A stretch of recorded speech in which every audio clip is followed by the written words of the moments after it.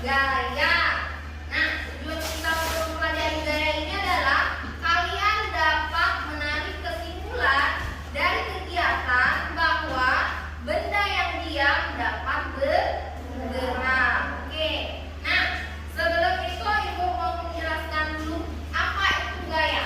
Gaya adalah tarikan atau dorongan yang dilakukan pada suatu benda. Contohnya kayak kita membuka dan menutup pintu, kan ada tarikan, ada dorongan, atau menarik dan mendorong laci, ya kan? Pernah nggak menarik atau mendorong laci meja?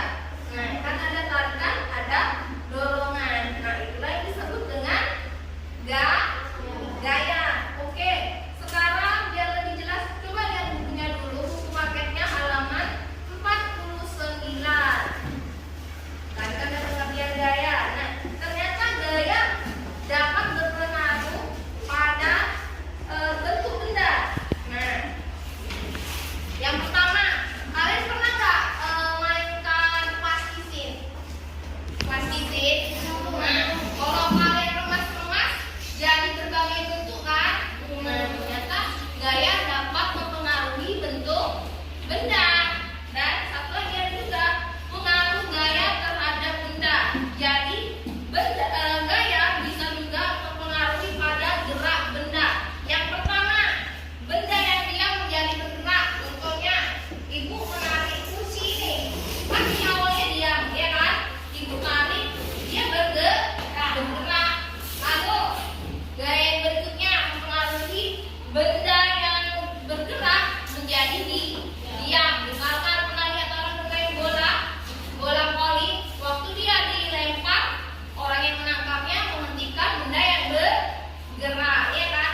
Lalu gaya juga bisa mempengaruhi kecepatan ataupun kelambatan gerak benda. Contohnya kayak kita naik sepeda, semakin cepat kita mengayuhnya, sepedanya semakin kencang, atau semakin lambat kita kayuhnya, sepedanya semakin lambat geraknya.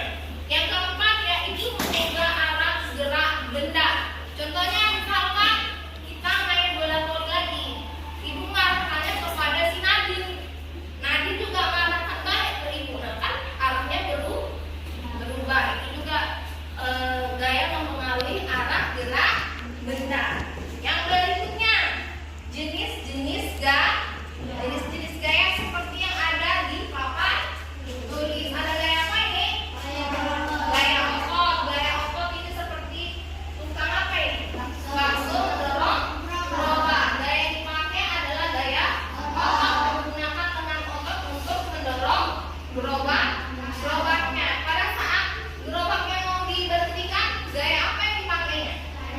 Iya, dia pakai tarikan untuk menghentikan gerobaknya. Itulah contoh gaya otot. Yang kedua, gaya gravitasi. Coba perhatikan di gambarnya, apa yang terjadi pada buah apel yang baru jatuh dari pohonnya?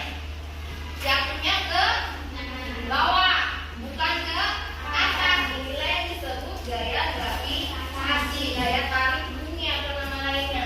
Yang ketiga ada gaya gesek. Contohnya, yang ini apa ini? Sedang apa dia? Mendorong suatu benda. Bendanya ini bertemu dia dengan benda yang di bawahnya. Permukaan atas dengan permukaan bawah, kan dia bergesekan. Itu kan disebut dengan gaya gesek. Kayak kita berjalan, nah ini juga disebut dengan gaya gesek. Menggesekkan sepatu kita ke permukaan lantai, itu juga disebut dengan gaya gesek. Yang ketiga yaitu gaya magnet, yaitu gaya tarik menarik. Jika benda yang ditempelkan dekat magnet, maka benda tersebut akan tertarik. Itu yang disebut gaya tarik menarik, yaitu gaya magnet. Yang terakhir yang keberapa ini? 5. Gaya listrik. Pernah menyalakan TV di rumah? Nah, itu kenapa dia bisa menyala?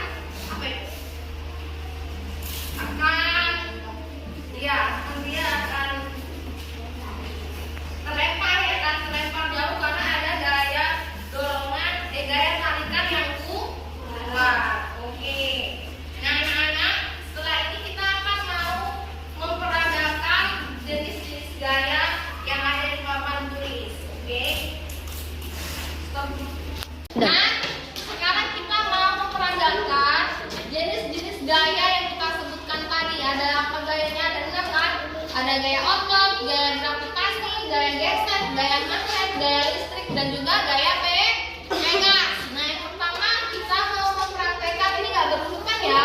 Yang pertama gaya listrik dulu. Coba abang, silakan gaya listrik contohnya. Benda apa yang mau dicontohkan?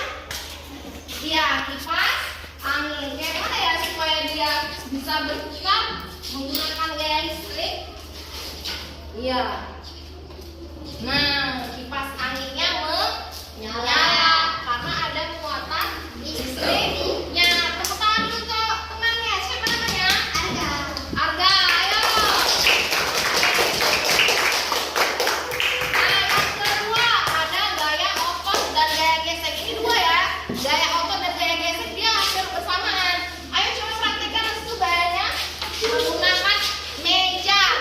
Ayo coba gaya ototnya dan gaya gesek. Iya, oke. Yang dilakukan Restu ini dia sudah melakukan gaya otot beserta gaya gesek. Kenapa gaya otot? Karena pada saat dia mendorongnya menggunakan kekuatan apa itu? Otot. Lalu kenapa disebut gaya gesek? Karena permukaannya saling bersentuhan. Itu dia. Tepuk tangan dulu terus tuh.